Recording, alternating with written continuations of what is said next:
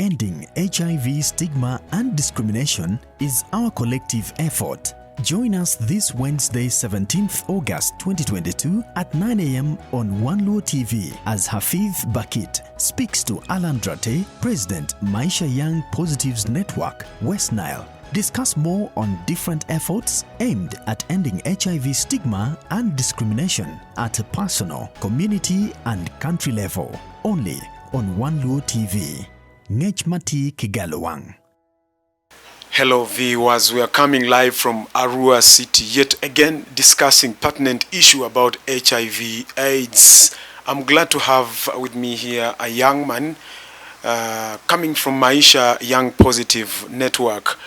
Our point of discussion today is ending HIV and discrimination and also stigma, our collective responsibility. I know it's me and you and everybody who can play a role in the fight against HIV, specifically in the fight against stigma and discrimination. Yes, Mr. Drate Alan, you are most welcome to One Luo TV. Thank you so much. Yes. Briefly, I would want to understand the history of stigma, how this all started about. Yeah, thank you so much. About stigma in Uganda. Uganda has made significant progress in HIV prevalence against HIV and AIDS according to the AFIA 2020.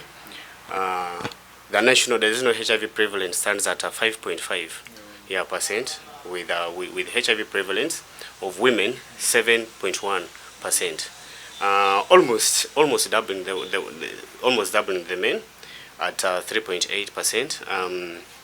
Young people, especially adolescents, yes, especially adolescent girls and the young women, 15 to 24 years old. Yeah. For over 1/3 of the new HIV infections, yeah, with the HIV prevalence, that's 2.9%, almost 3 times that of the male counterparts, which is 0.8%. Yes, we definitely understand that Uganda has made a stride in not only HIV fight against HIV, but also in ending discrimination and stigma. Now, as a young person working with Maisha Young Positive Network, maybe briefly share your experiences in relation to the stigma that the various people are experiencing outside there. Thank you once again. Let me start with a brief definition about how we understand stigma. Stigma is a disgrace that's happening towards the HIV positive, and then the discrimination part of it, it's the unfair treatment or unjust treatment towards the people who are living with HIV. We face a lot of stigma in various ways. We have physical stigma that we face. Here, people tend to beat us. People tend to fight with us because of our status. Really? Yes, that one happens. And then also we have the verbal stigma that also we get in the communities. In these communities where we stay and where we see the people who are infected are abused, are abused. So which really affects us so much. And then we also have institutional stigma, whereby you'll find there are some types of job that is it's happening all over the world, even Uganda. They will say, unless you are HIV negative, that's when you're given the job. Yeah. So we have less opportunity to get this job. We have to use our opportunity, to get job and work and also get our own money, which is a little bit hard. We also have our internal stigma that now affects the individual. Yeah. Now we start thinking deeply inside our heart.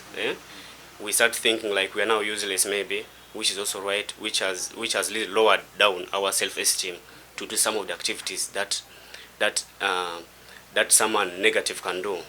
I understand we're all the same, but if we try to look in the side of stigma and discrimination, if that one could be avoided, I think it could be wonders on the people living with HIV and stroke AIDS. Okay. Yes. Now, suppose I give you a chance or an opportunity to directly talk to someone who you know is stigmatizing Yes. an HIV positive person, what will be that powerful message from you to that person?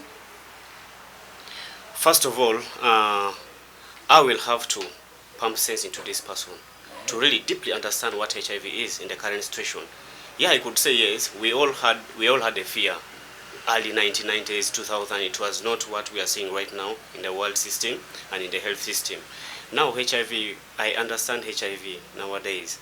It's not that harmful that what we used to think, because we have ARVs that are available and they are very free. Yeah, I thank the government of Uganda for bringing free ARVs to us. Yes. Now, I could encourage the people who are trying to stigmatize or who are trying to discriminate to really get to understand what HIV is and how it can be transmitted and how we can prevent it, and also how we can encourage the people who are living HIV positive, yeah, in our communities. How are we going to help? What message am I going to share with them in order to help the people who are HIV positive? One, you follow the appointment dates. Two, you make sure they are following their time of taking drugs. I'm talking about now adherence. Yeah, in this phrase, you need to follow them and also be close to them. They need people that they can talk to. Yeah, maybe they have some weakness somewhere. It is you, the friends, who understand HIV, to be closer to them and they share, because sharing, I believe sharing is some good way of to have healthy mental health. Yes. Okay, viewers, this is One Luo TV. We are right here in Arua City. I'm hosting Mr. Drate Alan Oduka. Drate, you are just leading us to a very interesting discussion here. Apparently, just understanding your age, probably, and because I did put that question to you deliberately, if you were to have a powerful message to someone who stigmatizes, what would you tell that person? Because I've ever heard that sometimes we are in the situations we are in right now, not because we have made the choice. Yeah. Maybe I need to understand a bit of your background and history, because you're speaking, relating to yourself. Yes. We. Maybe you have a very powerful message there regarding your background and why you are in the situation you are in currently. Yes. Thank you so much for that. It's not an easy moment when I was diagnosed with HIV when in my childhood. How old were you by then? I cannot really think of it, because what I can think is how they used to force me to take ARVs, yeah, when I was still young. But I think if it is not 5 years there, yeah, that's what I can think. You know, I was a kid by then. I cannot really. But my parents could discuss more that with me. But the stigma I truly faced was when in school. Now, how old are you? Yeah. By then I was 7, 8, How 7, old are 8. you now? I am 27 now. So you Yes. have lived with HIV For 27 years, yes. Quite interesting. Yeah. Very positive story to the young ones watching us there. Yes? Yes. Yeah, and the stigma bit of The stigma bit of it in school, I faced it much in school, yeah, because I had this physical, the example that I gave about stigma, I have the physical stigma. People could finger point at me, yeah, verbally, people could talk about me, yeah, and then even when I was trying to join, because I left primary when I was trying to join A level, it was also, when I was trying to join secondary school, it was also not easy. They wanted to understand my status, because I feel bad when they give medical checkup and then that you go and carry all these tests, and then someone comes with HIV positive, and then headmaster was like, no, they don't encourage this because of maybe because of the low immunity, because maybe they see us like people who are not capable, who cannot be in boarding school. Yes. So there was a time you felt that enough is not being done by institutions. Sure. Because of the procedures that now, that brings us to the role, collective role that each and everyone plays in the fight against HIV/AIDS. Yes. Maybe you can talk something about that. About the role we play. The collective role, yes. Collective role. What I could also think that we could do is changing the narrative of today's lecture or lessons, because enough is not being handled in the topics of HIV of the current situation. because what we really have in the syllabus, if I try to see the primary concept of it, it is very, very minor. They will just say maybe what is HIV? HIV is a virus, and then what is AIDS? AIDS is a disease. That's what is mentioned, but a lot is not being said about it. And then if it could go to also secondary school, they try to advise it, advance it a bit, so that people get to understand what HIV is and what the current situation of it. Yeah, I think it could much like help and help us in these schools that where our people, the positive people, they go into, and then I mean the positive people who are in school, they suffer this. But I could think whenever that one is being learned in school, things could be fair. Okay. Yeah, maybe we need to understand more, because we are talking about the various forms of stigma, and there are quite many. Yeah, we might not be so exhaustive about this, but it's very critical, important for the person watching us right now to know. One, I think I can talk about the external stigma that also we face. External stigma, what do I mean? I'm not talking about the communities. Yeah, I know I had mentioned somewhere. External communities and also the health facilities that we go for these services. I want to talk with a life experience that we had last year with one of our peers who is a teenager but got pregnant. But she faced when that point of delivery. So the nurse who was handling, knowing very well that this person is HIV positive, they had to leave this lady to push by herself, but the nurse was just talking to this lady. Like, you do this without touching. And yet I believe all that process needs proper handling. So the unfortunate bit of it, because of that negligence, yeah, because of what people think negatively about the people living with HIV.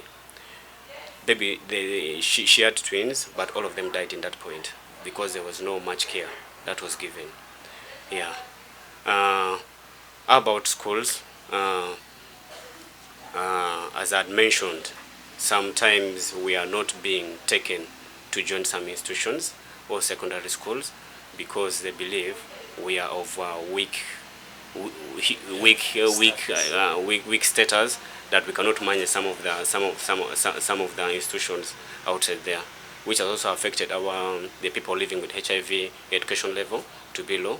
Most of them, like, you find like they're not going to school because of that stigma in them. Yes. I always see sometimes some jobs. The requirements seem to be discrimination. Surely, for instance, that like this, some of the jobs like let's take particularly Uganda. Let's talk about Uganda. Someone who is HIV positive will never join army. And yet maybe that person. And yet we are capable. Stop. I believe if we are taking our ARVs, we are all normal. I think we can all do the same type of job that people are denying for us. And then there are some countries that maybe Uganda will say they need some people to go out, maybe to attend workshops, maybe in Europe, for example. Yes, but this person is being denied because of the status, and yet we have the voice. Yes. Yes, hello viewers. We are still talking about stigma and discrimination and impact in the societies. Like we did mention, we have collective role to play to end stigma. I have Dr. Alan. Dr. Alan is from Maisha Young Positive Network. Yes, apparently the attitude of the community members towards persons living with HIV indicates that stigma is still rampant. Maybe one would want to understand, why do people still harbor such an attitude? What are the causes of stigma and discrimination? We have the religion and regional belief, and then the moral beliefs that people have in our communities.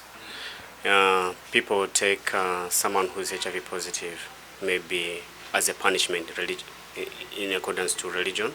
Maybe it is a curse, like God is now trying to punish this person, that he has given him or her HIV. That's also how people see it in our communities. Yes.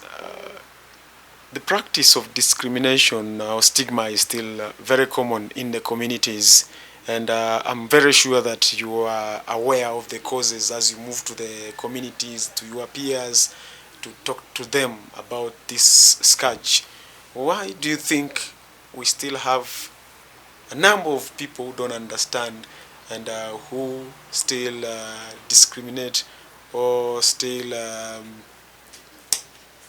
stigmatize HIV positive persons? Well, thank you. One of the causes in our communities are the moral beliefs and the religious belief. First of all, we need to know that HIV, someone who gets HIV is not out of choice. Yeah, we need to understand that, because the ways of getting HIV of various systems. One, people can get through accident.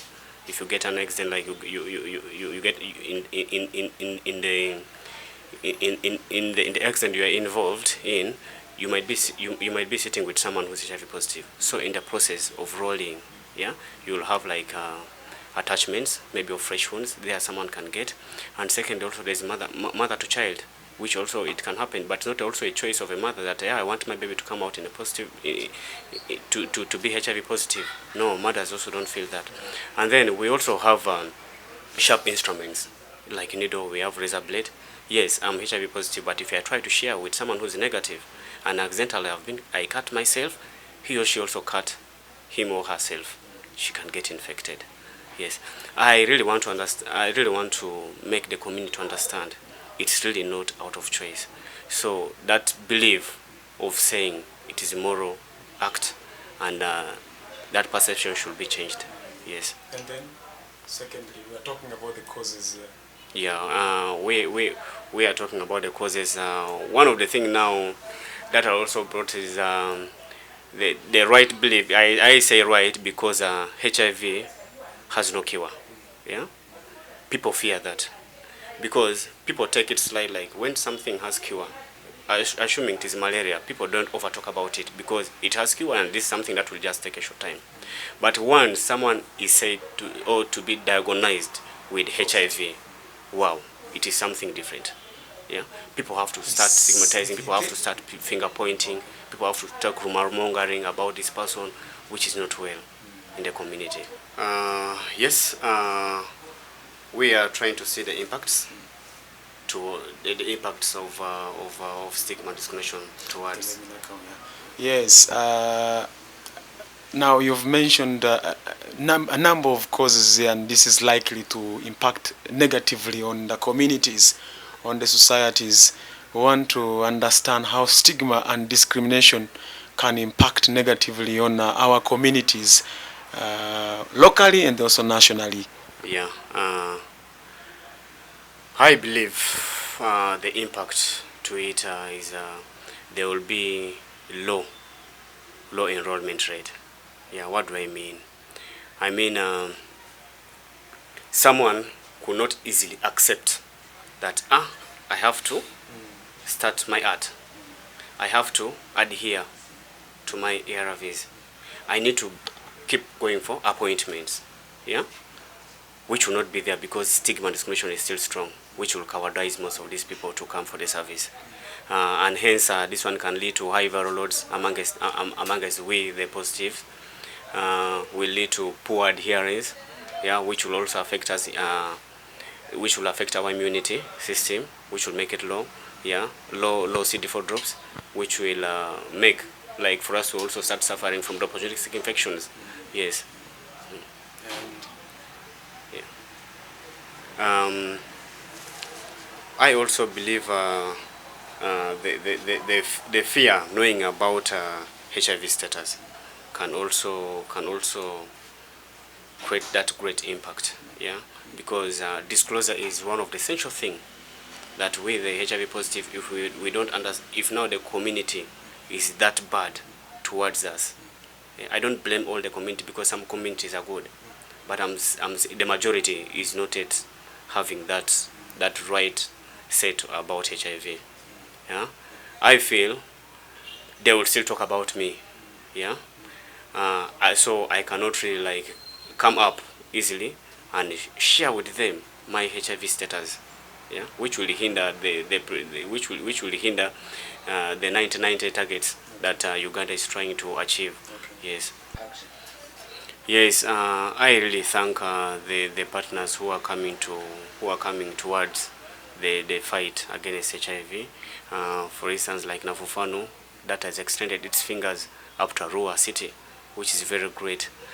We could not have the opportunities like to reach to support the HIV positive person living down there, but they came to us, and also they helped us like providing food, yeah, providing means of transport so that we can reach for counseling and drug delivery. I really thank them a lot. However, Nafufanu is not the